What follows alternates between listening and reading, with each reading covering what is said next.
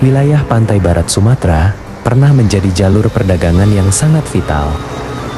Aceh yang saat itu sedang berkembang menjadi negeri besar, memiliki peran sebagai salah satu pusat kekuasaan politik dan ekonomi yang sangat berpengaruh di Nusantara pada abad 17. Aceh, melalui kebijakan Ali Mughayat Shah, berusaha mendominasi sektor perdagangan yang saat itu sangat mengandalkan jalur maritim.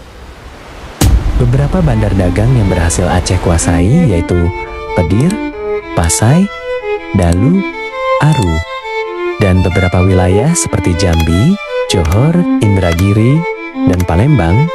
Meski tidak sepenuhnya Aceh kuasai, tetap saja tidak luput dari pengaruh Aceh. Sebelum kedatangan Belanda dan Inggris, Aceh sebagai satu-satunya pihak yang memegang kendali atas harga lada di pantai barat Sumatera kala itu. Aceh menempatkan wakilnya beserta pasukan penjagaan untuk mengawasi jalannya perdagangan agar tetap sesuai kendalinya. Hal itu tentu membuat Belanda dan Inggris jengkel, karena ruang gerak keduanya yang ingin memonopoli perdagangan lada terkendala karena pengaruh Aceh itu. Persaingan pengaruh kekuasaan antara Aceh dan Belanda semakin terlihat ketika keduanya ingin menguasai bandar-bandar dagang di wilayah Kesultanan Indrapura. Indrapura memiliki pelabuhan dagang yang dikenal banyak negeri sepanjang dari Aceh hingga Malaka. Pelabuhan Indrapura sering disinggahi pedagang dan pendatang dari mancanegara seperti Persia, Gujarat, Kalkuta Ceylon, Madagaskar, Turki, Belanda, Inggris, dan Portugis. Tentu tiga nama terakhir, bangsa kulit putih dari Eropa yang memiliki sifat serakah, ingin menguasai pasar dagang di wilayah pantai barat Sumatera, juga kawasan Indrapura. Nama Jan Pieter Sunkon memiliki andil besar menanamkan pengaruh VOC di wilayah Indrapura, yang mana akan menggeser dominasi pengaruh Aceh dan Inggris baik di Indrapura maupun wilayah pantai barat Sumatera.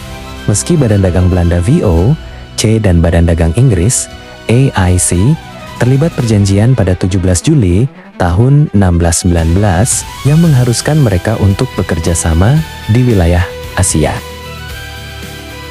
Namun, Kon tidak menghiraukan perjanjian itu. Kon tetap ingin menguasai daerah yang dipengaruhi Inggris dan berusaha menyingkirkan pengaruh Inggris agar VOC bisa menjadi satu-satunya penguasa. Aceh memiliki kebijakan yang melarang para pedagang selain pedagang Aceh dan Jawa untuk membeli komoditas di pantai barat Sumatera. Pedagang lain harus membeli barang dagangan seperti emas dan lada dari pedagang Aceh. Tentunya, kebijakan ini bertujuan agar Aceh bisa mendapatkan keuntungan sebanyak mungkin. Perbandingan harga jual kepada pedagang lokal dan pedagang asing seperti Belanda dan Inggris juga memiliki perbedaan harga. Raja Aceh mematok harga tinggi 3 kali lipat dari harga normal untuk pedagang Belanda dan Inggris. Pada tahun 1660, VOC dan Aceh melakukan kesepakatan damai. Setelah beberapa waktu, kerap bersitegang bersaing pengaruh ekonomi. Kesepakatan yang dinamakan sebagai perdamaian abadi itu berisikan ketentuan dagang yang terjadi antara VOC dan Aceh yang berisikan Aceh mengizinkan VOC membeli lada dan emas di kawasan pesisir. Kemudian, VOC dapat mendirikan loji di wilayah Padang. Aceh juga harus membantu VOC menagih piutang daerah setempat. Keuntungan VOC lainnya, mereka bisa melarang masyarakat kawasan pesisir untuk tidak berinteraksi dengan Inggris. Di sisi lain, rupanya pengaruh kekuasaan dagang yang dimiliki Aceh di wilayah Indrapura kerap membuat jengkel beberapa bandar dagang Indrapura. Beberapa pemimpin Indrapura melakukan kesepakatan dengan VOC agar bisa mengusir Aceh dari wilayah mereka. Kesepakatan yang disebut dengan Perjanjian Painan yang terjadi pada tahun 1663, di mana isi kesepakatan tersebut tampak lebih menguntungkan Belanda, yang mana VOC diizinkan bebas memonopoli perdagangan kawasan pesisir. Mereka juga tidak perlu membayar bea kepada raja. Para penduduk setempat hanya boleh menjual emas ke VOC. Wilayah yang bersepakat tidak lagi boleh mengakui kekuasaan Aceh.